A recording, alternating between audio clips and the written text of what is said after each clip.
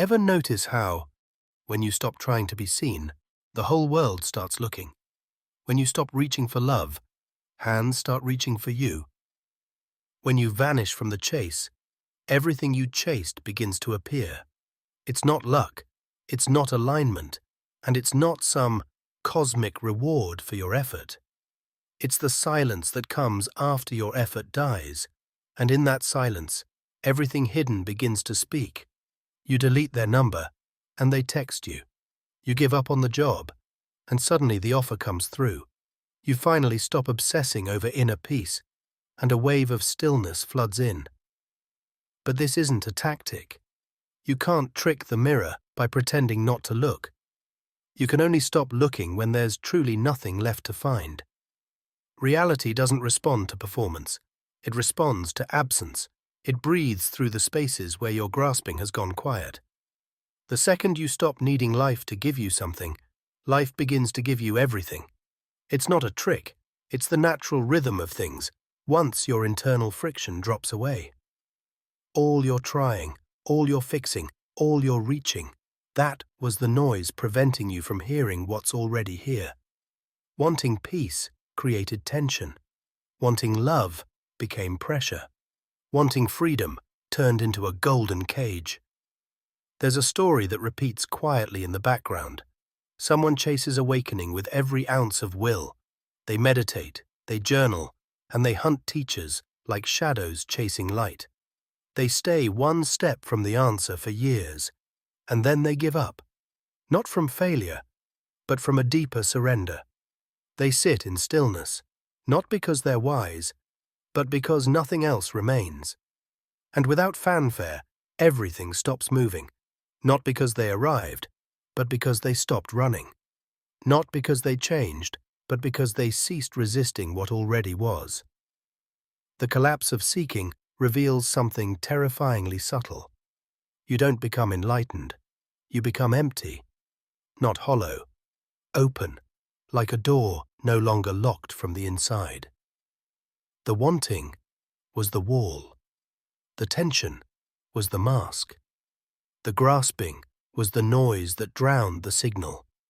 And when it drops, when you finally stop trying to win the game, life moves, not according to your map, but according to a pattern far stranger and far more precise.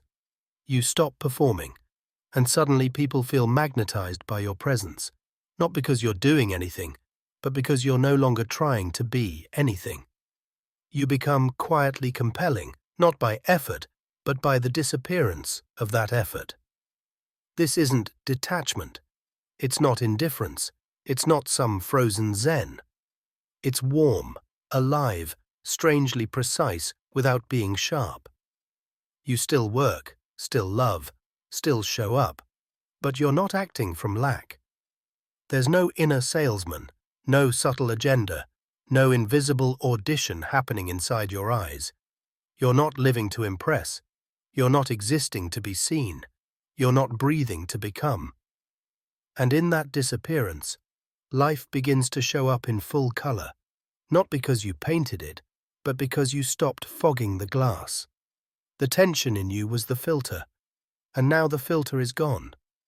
People feel safe near you, not because you're wise, but because you don't need anything from them. Conversations deepen, not because you try to listen, but because you're no longer waiting to speak. Even silence feels full when it isn't forced. Even small talk feels sacred when nothing is missing. Even chaos feels rhythmic when you've stopped resisting what it wants to be. This isn't magic. It's not manifesting. It's not spiritual law. It's the natural unfolding of life without the interruption of your control, without your fear, without your seeking. The one who used to chase, who used to grasp, who used to mold the moment like clay, that one gets quiet. And when it does, the moment starts to breathe again. This doesn't happen because you cracked some code. It happens because the one trying to decode life finally vanished. You no longer sit in meditation to reach stillness. You sit because there's nowhere else you'd rather be, not out of discipline, but out of absence, effort, and chase. You stop watching your mind like a guard dog. You stop scanning your emotions for spiritual milestones. You stop needing proof that you've arrived, because the whole idea of arrival dissolves. There is no peak to reach, no spiritual gold medal waiting at the end of the tunnel. There is only this, only ever this, stripped of commentary. And somehow, that's not disappointing. It's liberating. You thought you wanted transcendence, but what you really wanted was rest. Not the rest that comes from sleeping, but the rest that comes from no longer needing to become. When you stop needing to become, life becomes radiant again, not because it changes, but because you're no longer dulling it with desire. The ordinary becomes luminous because it no longer needs to be extraordinary. A breeze through the window feels like a revelation. A quiet room becomes a cathedral. The simple weight of your own body becomes holy in its silence, because nothing is demanding anything from it anymore, not even you, especially not you. The absence of seeking becomes the presence of everything. You begin to notice the absurdity of the whole search, like trying to bite your own teeth or trying to run toward your own shadow. The harder you try to find it, the more invisible it becomes, because the seeker was the veil. The one doing the looking was blocking the view. The identity-chasing truth was made entirely of noise. There never was a seeker, just seeking. There never was a doer, just doing. There never was a self in charge, just the illusion that one existed. And when that illusion collapses, nothing spectacular happens. No trumpet, no ascension, just stillness that's been hiding underneath your struggle. You start to see the whole journey was a loop, not a path forward, but a spiral inward that led you right back to where you already were, only now, without the hallucination of lack. You thought you needed to find yourself, but the self you were looking for never existed. What remains isn't a better version of you. It's the absence of the one who needed to be better. It's not improvement. It's evaporation. It's not transformation. It's silence. Not a new you, but no one at all standing in the way of what is. You don't arrive at peace. You exhaust every way of avoiding it. You don't gain presence. You run out of places to hide from it. And when there's nowhere left to go, you find you've been home the entire time. What shows up isn't a prize. It's not a badge. It's not a gift for good behavior. It's just reality, unfiltered, silent, clean, indifferent to your effort, and yet overflowing once your grip loosens. It's not distant, not mystical, not reserved for the worthy. It's so close it hides behind your trying. So ordinary it vanishes when you seek it. So intimate it can't be seen until you stop looking. Letting go isn't a technique. It's what remains when you've seen that every technique is made of the same grasping you're trying to escape. You can't do it. You can only be so utterly done that it does itself. And when it happens, you're not even there to enjoy it. The one who would have celebrated, the one who would have claimed the awakening, is already gone. Life moves without commentary. Breath flows without supervision. Love appears without strategy, and none of it feels like something you are doing. And strangely, this is where the beauty begins to bloom. Not the beauty that needs attention, not the beauty that performs, but the quiet beauty of things being exactly as they are, with no interference. In this absence of striving, people sense something different. They don't know what it is, but they feel it. Not in your words, but in your absence of hunger. You're not projecting importance. You're not curating your aura. You're not trying to be anything other than the space where everything happens. And in that space, others feel safe, not because you've given them safety, but because you've stopped being a storm. And storms are what they're used to. Stillness becomes contagious, not through teaching, but through proximity, not through wisdom, but through your refusal to perform. You stop being a magnet and start becoming a mirror. You reflect what others forgot they had, and in your quiet, they remember their own enoughness. Everything you once tried to make happen begins to happen, but now without cost. without grasping, without needing it to arrive. It's not a reward, it's a side effect of your disappearance. It's not about getting what you want, it's about the ending of the one who wanted.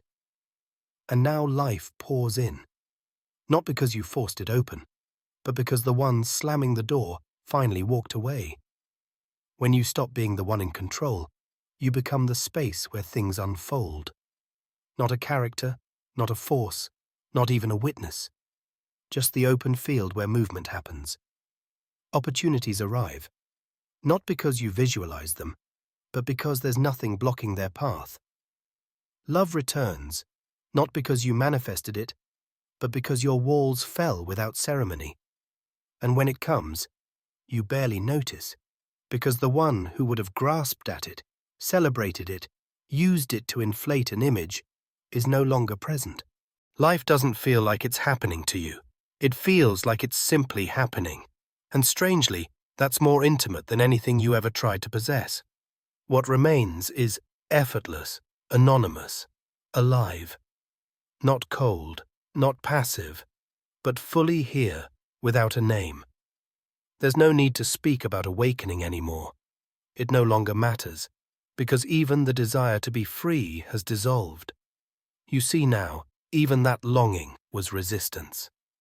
Even that search was a veil. Even that sacred fire was a distraction from the fire already burning in every moment. Once the wanting dissolves, and the need to chase vanishes, something becomes obvious that was always hiding in plain sight. There is no one left who's letting go. There's no center controlling the experience. All of that, the monitor, the manager, the inner judge, was thought, just thought, dressed in authority, pretending to be you. And when that thought quiets, there's no one behind it. The identity that chased presence, that tried to be spiritual, that clung to the idea of awakening, is seen as another costume slipping off in the wind. And when the costume falls, there's no celebration, just air moving through open space, just breath with no owner, just light with no need for a face. What remains is ease, not the ecstatic kind, but the kind that hums beneath even suffering. Not a high, not a breakthrough, just the absence of pressure. Life no longer happens to you, it flows through you, or maybe even that is too much, because there is no longer a you it could happen to. The wind passes, the eyes blink, the world continues, and for once, that's enough. Ordinary moments start glowing, not because they've changed, but because there's no longer a filter between them and what sees. A chair becomes sacred, a glance becomes infinite, the sound of passing traffic becomes music. Not because you forced meaning onto them, but because you stopped needing meaning to justify anything. You stopped turning life into a message, and in doing so, life became clear. You no longer search for lessons in pain.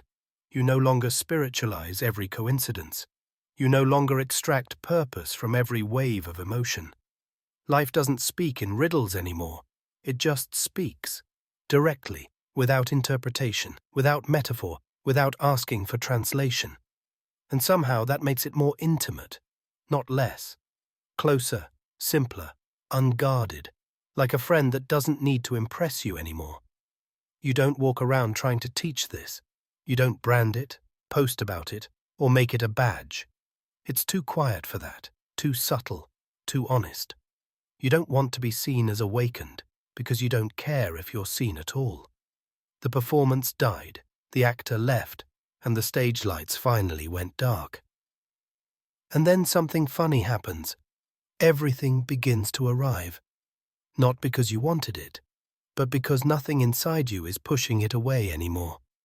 But even then, it doesn't feel like it's happening to you, because the you that used to need it, want it, name it, is gone. What's left is what was always here, breathing through everything, untouched by desire, unburdened by story.